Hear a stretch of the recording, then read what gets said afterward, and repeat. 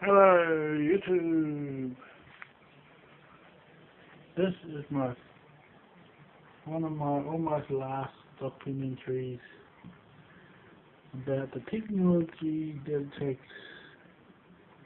Look at what kind of technology it takes just to get a telephone circuit working through a glow bug. It's a power system. Okay, this is just the stem of a copper cup, a silver cup goblet that I was making hydroxide, sodium hydroxide, by having two power source, one positive, one negative electrodes put into the saline solution with a copper ending on the negative to collect any coppers that come out of the positive electrode, which for some reason I decided to put a copper thing on the positive, which causes it to colloidalize, or to break down like copper colloidal. Now the main focus is the salt, and I'm trying not to damage the local circuitry and the wiring of the house by leaching and positive colloidalizing, causing corrosion and nano coating on the circuit. So I caused it within the vessel, and this is the nano copper particulate which remains, though a lot of that is salt. Some of it could even have become almost. But for 3 days I tried to make sodium hydroxide out of the salt, but I added salt in one of the days, added more salt in another day, mostly just salt water, and didn't really become bleach. The power supply was running low with a moderate amplitude, very moderate, very low, really 1 or 2 amps overall, and the voltage significantly low as well, 4 volts or something like that.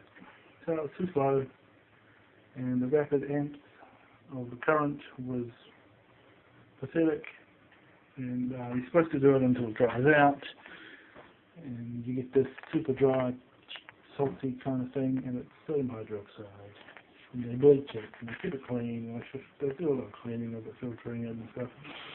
You can buy sodium hydroxide, you can buy food grade, which is safer for consumption, but you're not supposed to consume the sodium hydroxide. You simply find the salt that is nourished with minerals, use the hydroxide to cause the energizing of the liquid solution, and that causes clumping, which in turn causes the minerals to clump and come out of hidden in solution, and they use gravity to do this. It comes down, and what remains is clear solution above. After one night, you tip off the clear solution, which I will do, and keep that somewhere else, while keeping stuff in the bottom that's called precipitate. And this is the clear, very salty sodium hydroxide. You can add the power supply of that, 2 electrodes. You can use carbon electrodes, they don't colloidalize. Salt is very good for taming red wounds. A lot of snake oil doctors just use salt and alcohol in their creams, because salt tempers the rashes, while alcohol, it's like a tanning agent, it kills the flesh.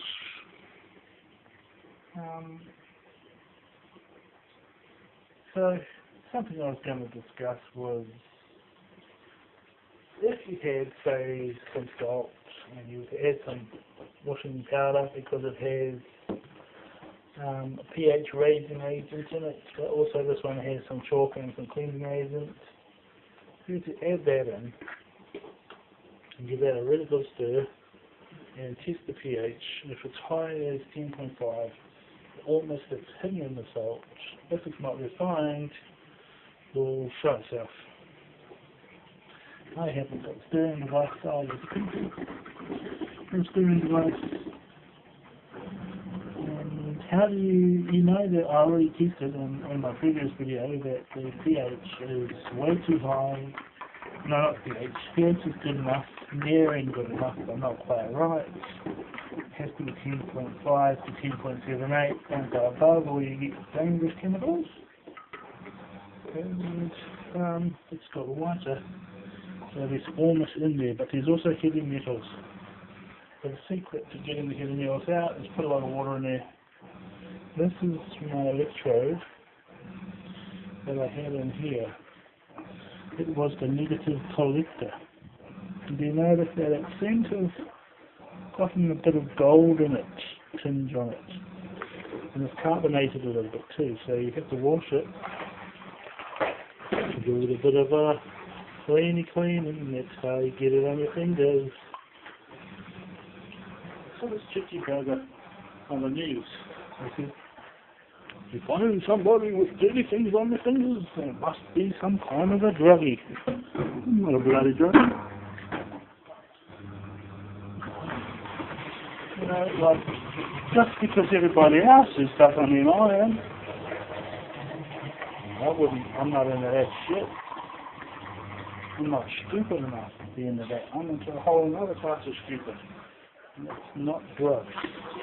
Minerals and nutrients and chemistry. So you get this weirding effect. There's a lot of particles in there designed for cleaning clothing. So they put chunkies in, so as the water goes around, this limestone shit that they put in there, it just rubs the clothes like scrubbing a surface. So that's Cold Power. I'm not endorsing a brand because I'm not selling this project, this ideal. So down here is the remainder of what could possibly be ormus, but that's salt. That salt was simple table salt, simple iodized salt that I buy. Now if the pH was high enough, you would see a lot of ormus down there. So you know what I'm looking at.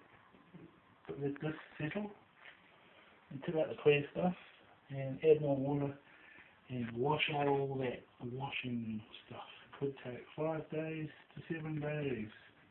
Because you have to add the liquid, clean water, let it settle, chip off, decant off the other crap, and fill it with clean water to wash it out again.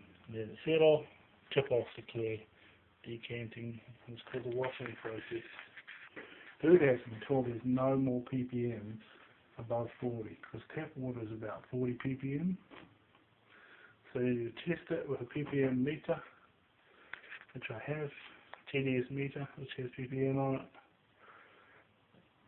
Get that metal content down. High metal content. Man, the UFOs will come and use you as a Tesla rod. They'll suck all the power out of you, you'll lose your life. There's a lot of UFOs now going around looking for suckers who have high metal in their blood, and they're willing to arc off their life to help fuel the spaceship. It's bloody highway robbery. People shouldn't be allowed to do that. And if it's not real, then why the fuck was my roof buzzing and I felt drained of life? It was buzzing like there was a giant bumblebee, like a rainbow rod, stealing energy from me. I believe that rainbow rods could be real, or it just might be some out of phase, high frequency UFO beings, whatever it was. It was a bloody experience. But I'm trying to get the gold out of this, and yet there's still something in it, the bugger all. I was shocked at how much gold could come out of a single circuit board by using the positive electrode on it, negative in the solution onto a collector. Comes out of this one into the solution, the salt helps conduct. Then it collects as nanoparticulate, and then I just wash it until I've got nice gold.